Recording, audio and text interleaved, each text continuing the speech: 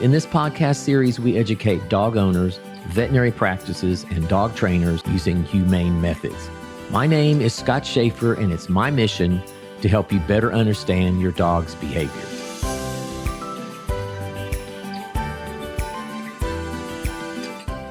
Hi, everyone, and welcome back to the USA Dog Behavior Podcast. I'm Scott Sheaffer, a certified dog behaviorist specializing in all types of canine behavior issues. In today's episode, we're tackling a topic that is deeply misunderstood and often heartbreaking for dog owners whose dog has what we commonly call dog aggression. Our title for today's episode is The Myth of the Mean Dog. Now, I know that phrase, mean dog, might sound a little provocative, but bear with me, because if you've ever had a dog that growled, barked, lunged, or even snapped, you've probably at some point felt that awful pang of calling your dog aggressive or even mean or bad dog. And let me tell you, it's a label that carries a lot of weight and a lot of misunderstanding, unfortunately. The simple truth I want to share with you today is this. Aggression in dogs is almost always a symptom, not the actual problem or root cause. It's like a warning light on your car dashboard, and this is a great analogy. That light isn't the problem itself. Rather, it's telling you something deeper is going on. It's pointing to another root cause. And with dogs, that something deeper is, in most cases, fear. Think about it this way. When you go to the doctor because you're feeling unwell or sick, you don't just say, "Doc, I'm sick." You describe your symptoms, a cough, a fever, a headache, etc. And the doctor knows that a fever isn't the illness. It's a symptom of an infection, virus, or something else. They need to find the root cause to treat you effectively. And it's exactly the same with our dogs. When we simply label a dog aggressive or mean or bad, we're essentially saying, my dog is sick. But that's not enough information to help them. This generalized label is actually one of the biggest roadblocks to effective behavior modification because it stops us from looking for the real underlying cause. What we need to understand is that dogs are not just aggressive or not aggressive in a blanket sense. They are selectively aggressive or contextually aggressive. They are almost always triggered by something specific that scares them or makes them feel uncomfortable. And then they feel the need to push that scary thing away. Let's define what we mean by a behavioral trigger. A trigger is anything that can scare the dog. A sight, a sound, a person, another dog, a sudden movement, even a smell that reliably causes a specific reaction in your dog. And in this case, we're talking about a fear reaction. For a fearful dog, a trigger is something they perceive as a threat, and their aggressive response is their way of saying, "Stay back, I need to feel safe." We call this an offensive defense on the part of the dog, or also known as defensive aggression. More commonly, we might hear this concept stated as the best defense is a good offense. So, when we see a dog reacting aggressively, instead of thinking, my dog is mean or bad, we need to shift our thinking to, what is my dog afraid of in this specific situation? At USA Dog Behavior, my company, we delve into this concept deeply and daily. And we've identified 7 common types of dog aggression. There are more, but these are the most common ones. Understanding these isn't about giving you more labels or things to work with. It's about giving you a roadmap to understanding your dog's specific fears and therefore how to truly help them. Let's quickly go through some of these types because once you recognize them, it's a real game changer. Number 1, and probably the most common, is fear aggression. This is exactly what it sounds like. The dog is truly terrified and believes that the only way to protect themselves is to act aggressively, to bark, to lunge, to growl, or even snap.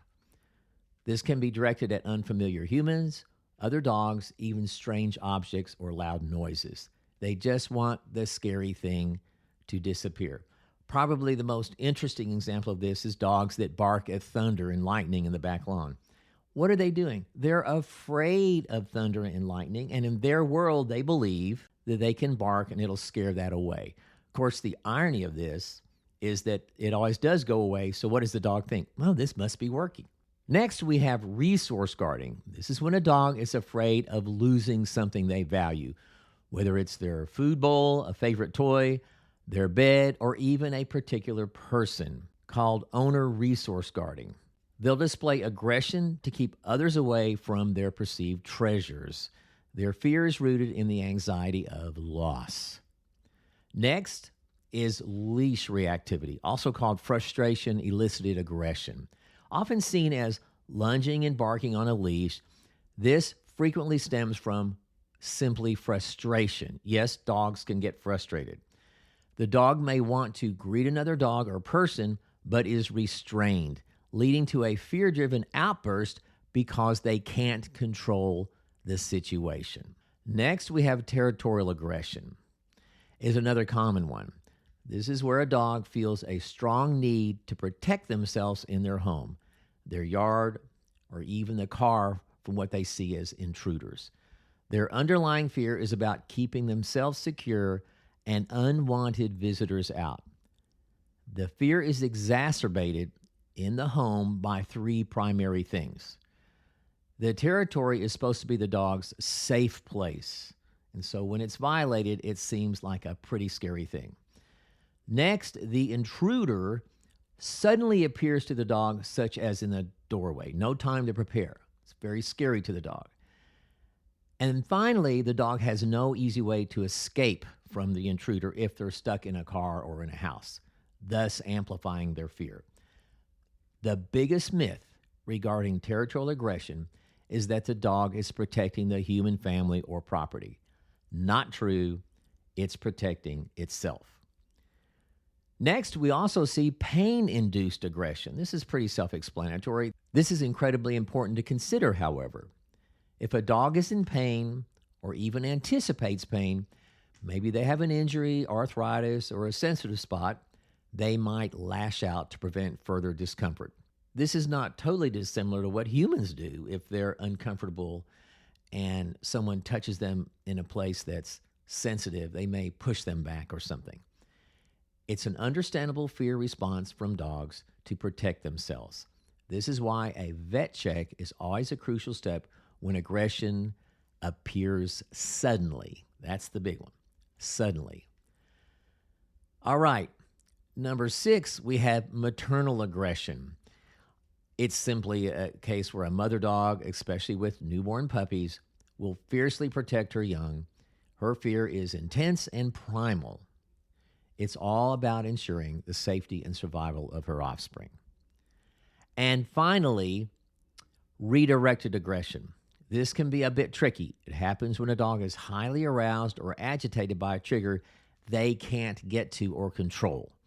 Maybe another dog behind a fence or two dogs fighting in the distance, and they redirect their aggressive energy into a nearby, readily accessible target.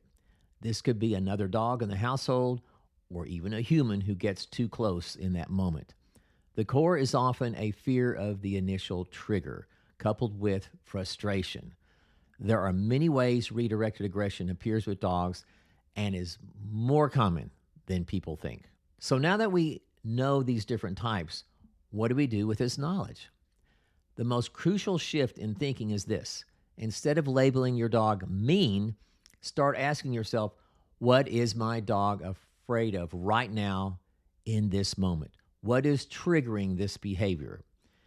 Your job isn't to punish the growl or the bark or the lunge. In fact, punishing these aggressive displays often makes things worse. Why is that? Because you're suppressing their warning signs. If a dog learns that growling gets them in trouble, they might stop growling. But their fear isn't gone.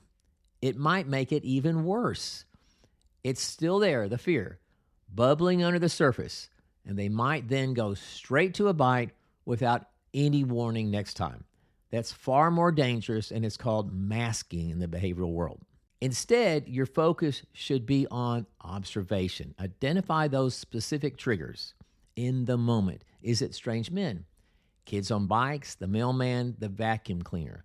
One of the key principles to keep in mind here is when identifying the trigger, your dog is going to always look at the thing that scares them. They're going to orient toward the thing that scares them. That's your starting point. Once you identify what frightens your dog, you can then start to address their fear directly.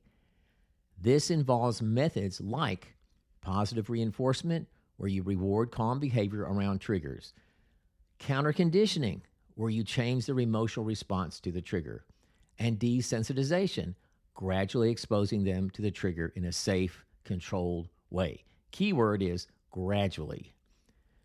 This is often where the guidance of a qualified, positive reinforcement dog behavior professional becomes invaluable. Let me add also one that is very experienced with successful results. They can help you create a tailored plan to gently, effectively, and humanely help your dog overcome their fears over time. By understanding that aggression is a symptom, a cry for help rooted in fear, we can move beyond that harmful, inaccurate myth of the mean dog or the bad dog. We can replace judgment with empathy and ineffective and destructive punishment with compassionate, science-backed solutions. This not only helps our dogs feel safer and happier, but it also strengthens the incredible bond we share with them. Thanks for joining me today on the USA Dog Behavior Podcast. I hope this episode gives you a new lens through which to view your dog's behavior. Remember, understanding is the first step to helping.